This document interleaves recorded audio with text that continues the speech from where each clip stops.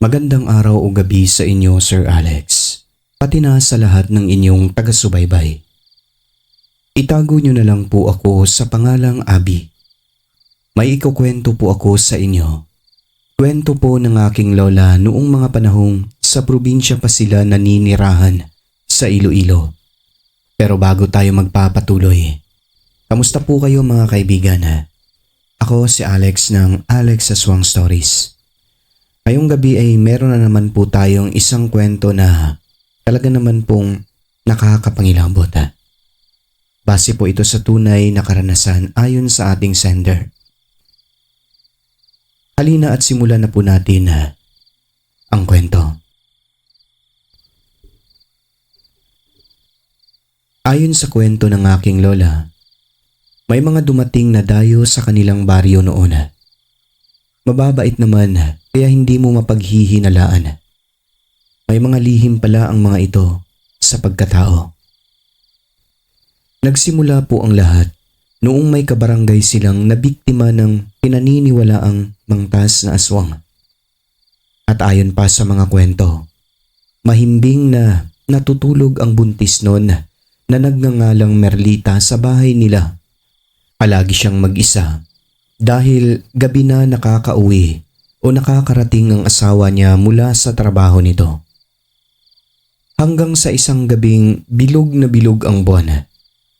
Nang bigla na lang may nag-iingay sa labas ng bahay nila Merlita. Isa palang aswang na hayok sa sanggol na naaamoy nito. Sa kagustuhan ng nilalang na makuha ang sanggol sa sinapupunan ng buntis, talagang binalik-balikan niya si Merlita ng ilang gabi.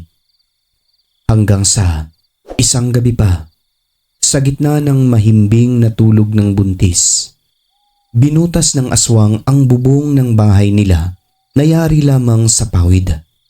Ang dali-dali lang mabutas nun. Kasi ano lang naman ang pawid? Dahon lang ito. At nang mabutas nga ng aswang, doon na pinahaba at pinalusot ng nilalang ang dila niya hanggang sa dumampi sa tiyan ng nagdadalang tao.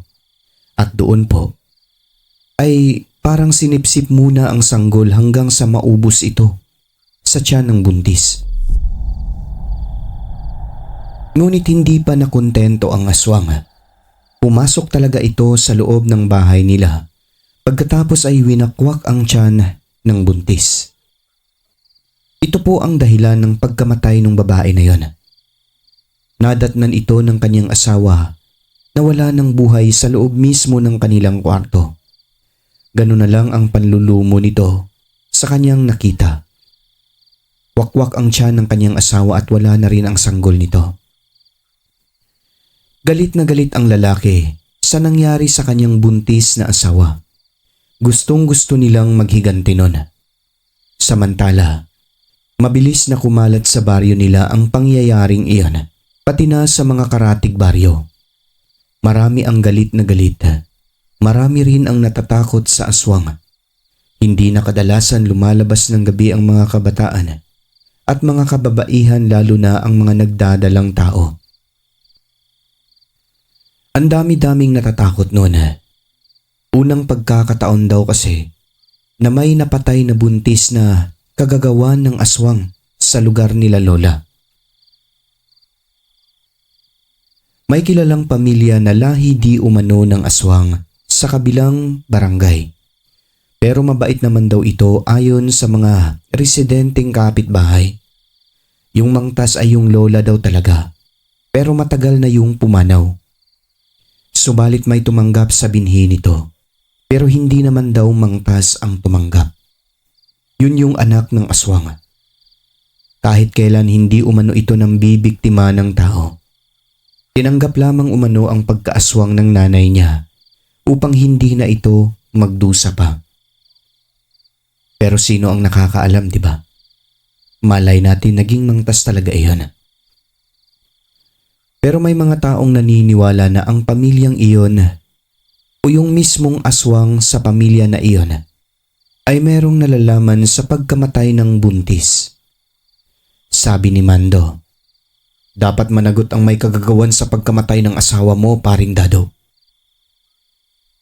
Yan ang gusto kong mangyari.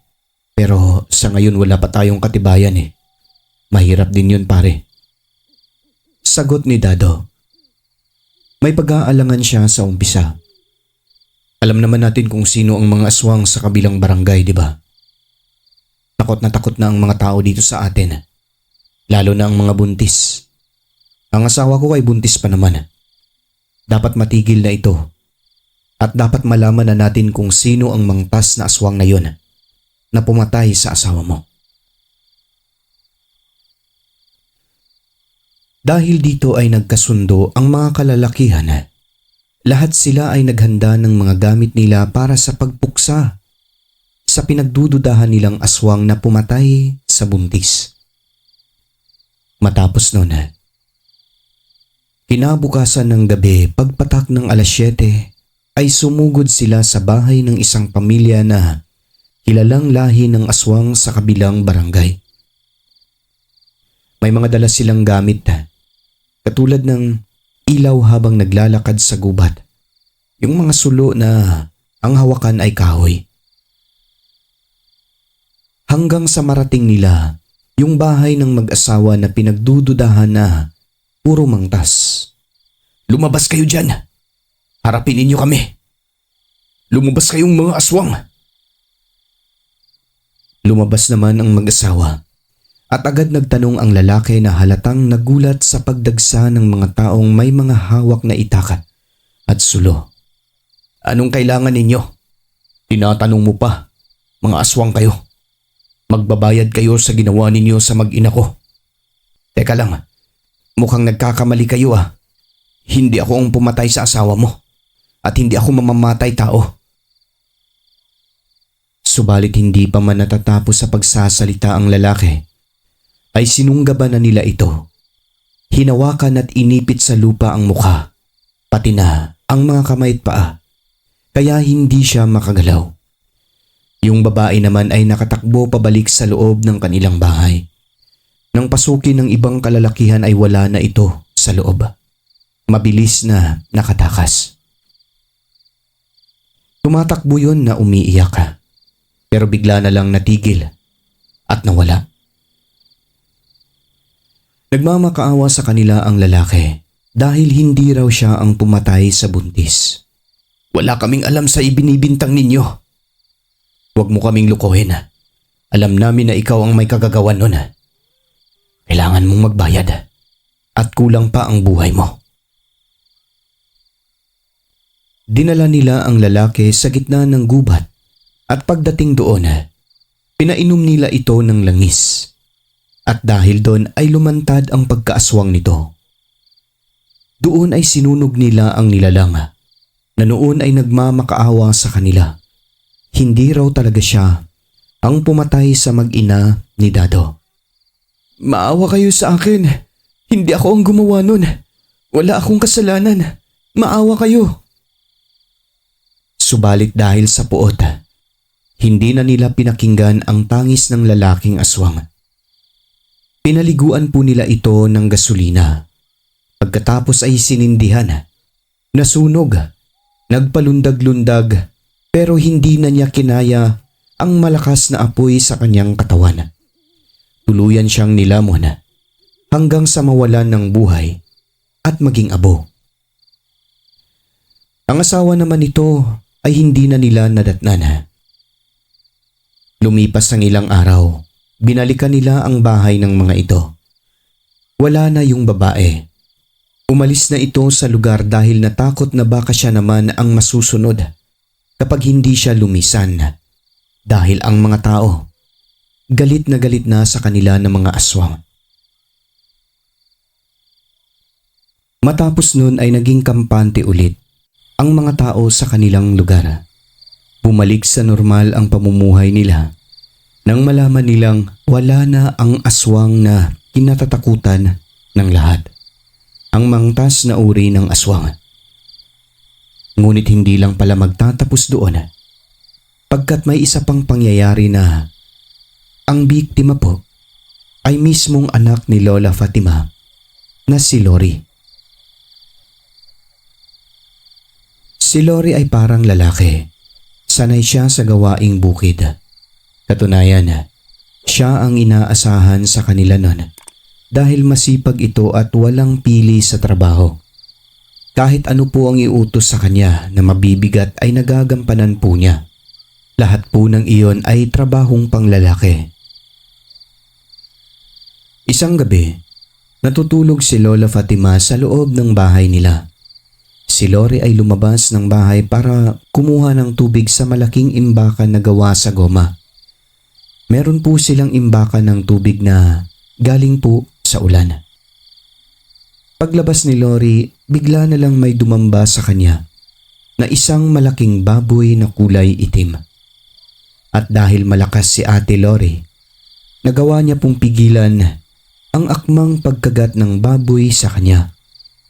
Sobrang lakas daw ng baboy at matatalim ang mga ngipin nito na nakausli sa bibig. Mabuti na lamang at hindi naman siya nakagat. Inilabutan siya nang makita niya ang mata nito na parang hindi umano mata ng baboy.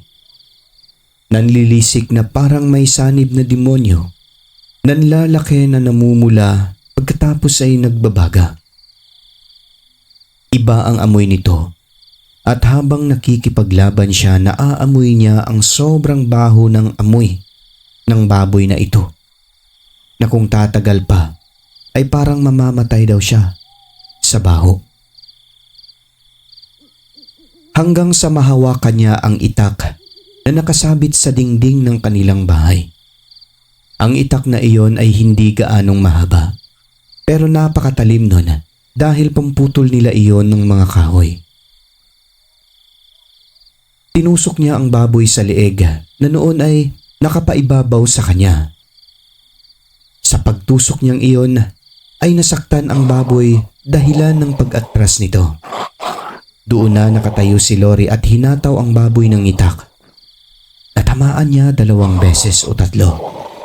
Pero agad siyang napatakbo papasok sa loob ng kanilang tahanan. Pagkat ang baboy ay hindi po tinatablan. Parang natablan lang ito noong tinusok niya.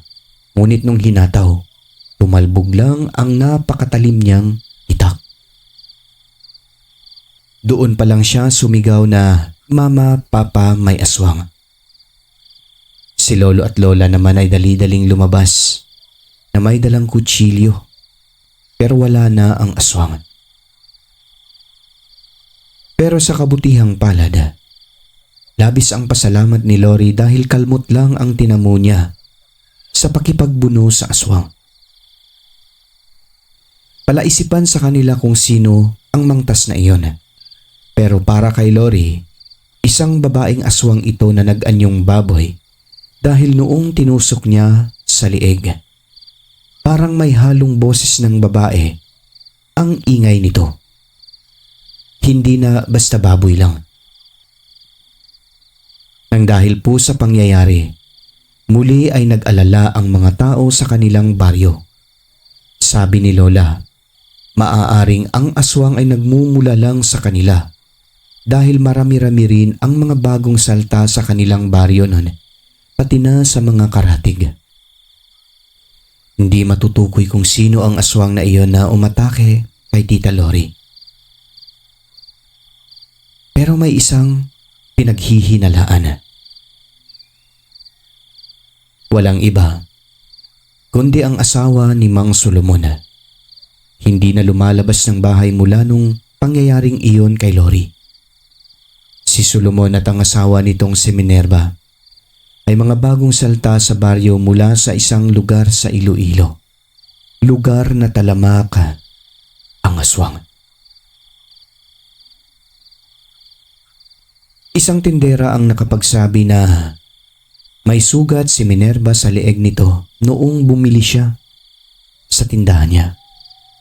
Nakita niya ito kaya tinanong niya. Ang sabi sa kanya, nasabit lang daw sa yero. Pero hindi ka panipaniwala kung magsalita. Halatang nauutal na parang may tinatago. Dito po nagsimula ang pagdududa.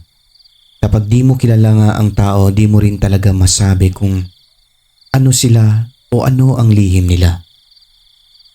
Pero maliwanag pa sa sikat ng araw na siya ang aswang na umatake kay Tita Lori dahil sa sugat nito sa kanyang leeg at sa paraan kung paano siya kumilos kapag kakausapin ng mga tao. Doon siya nahalata.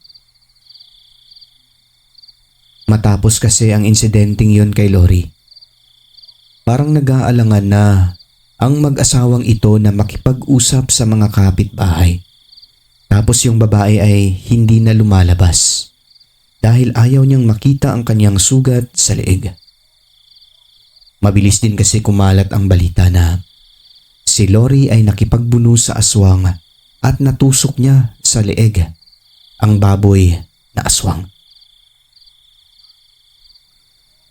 Nang dahil doon ay pinaparinggan ng mga tao ang mag-asawa na kapag may mahuling aswang, susunugin daw nila ito kagaya nung ginawa nila sa isang mangtas na aswang na pumatay sa buntis. Yun yung asawa ni Dado. Hanggang sa nalaman na lang ng mga tao, umalis ang mag-asawa sa lugar dahil siguro ramdam nila na alam na ng mga tao kung sino talaga yung aswang na dumumog kay Lori. Natakot daw ito na baka siya naman ang sunugin ng mga tao.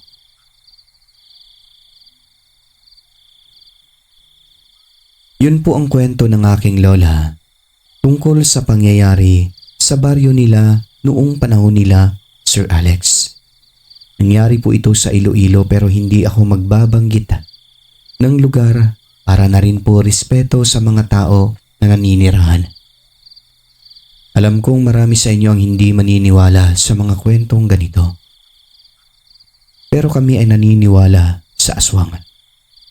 Dahil ang lola ko, may naging kaibigan po yun na aswang sa kanilang lugar.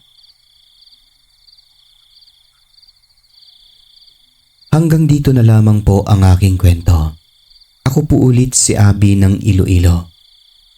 May babahagi pa po ako sa inyo ng mga tunay na karanasan sa aswang, engkanto at kung ano-ano pang kababalaghan dito sa mundo. Antabayanan niyo po Sir Alex bilang tulong ko po sa inyong programa. Hanggang sa muli, mag-iingat po tayong lahat. So, yun po ang kwento ni Abby, mga kaibigan, no, mula sa Iloilo. Isang karanasan sa aswang na talagang nahuli nila, no, ang pumatay sa yung buntis, no, at dinumog naman si Lori, no. So, ako naniniwala ako diyan sa mga aswang, no, na umi-exist talaga sila. Dahil dito po sa amin sa Cotabato, mga kaibigan, South Cotabato, marami pong aswang dito. Sa totoo lang, yung iba, kung hindi ka kabisado dito, kausap mo lang. Kaya lagi po tayong mag-iingat, mga kaibigan. Lalo na kapag panahon ng Kwaresma, aktibo po silang lahat. Yan po yung lumalabas talaga yung mga aswang. Malakas sila niyan. Kaya dapat lagi tayong handa. Bago tayo tuluyang magwakas, mga kaibigan, inaanyayahan ko po kayo na suportahan po ang ating programa sa pamamagitan ng pag-like, comment, share, o kahit mag-subscribe lamang po. At hoping na may babalik pa po yung ating channel, no? Makabalik tayo sa monetization program. Shoutout nga pala muna dito sa ating kay Ma'am Cynthia. Ayan, ilalagay ko sa screen. Ma'am, maraming salamat po sa tulong na pinadala po ni Ma'am, no? Mula sa US po si Ma'am kasi nalaman po niya na lahat po ng channel ko ay demonetize, no, dito sa YouTube. Si Ma'am Cynthia Abilianosa, matagal na po siyang followers dito since 2019 pa po. Mula noon hanggang ngayon ay lagi po siyang nakikinig sa ating programa at nakabantay sa mga nangyayari. Kaya saludo po ako sa kanya dahil para po siyang anghel namin ba. In times of trouble, guys, bigla na lang susulpot si Ma'am Cynthia Abilianosa. Kaya nagpapasalamat po ako sa iyo, Ma'am, taos puso. Sinasali ko naman po kayo sa prayers. At gusto ko pong sabihin sa iyo ma'am na mag-ingat po kayo lagi dyan kung saan ka man sa US. Ikaw po ay napakabuting tao. Di lang sa akin, marami na po itong natulungan si ma'am. Kaya again, maraming salamat po sa iyo ma'am Cynthia Abellanosa ng USA. At yun lamang po mga kaibigan, magandang gabi po sa inyong lahat and God bless po sa atin. Hanggang sa muli, ako ang inyong narrator, si Alex ng Alex Aswang Stories.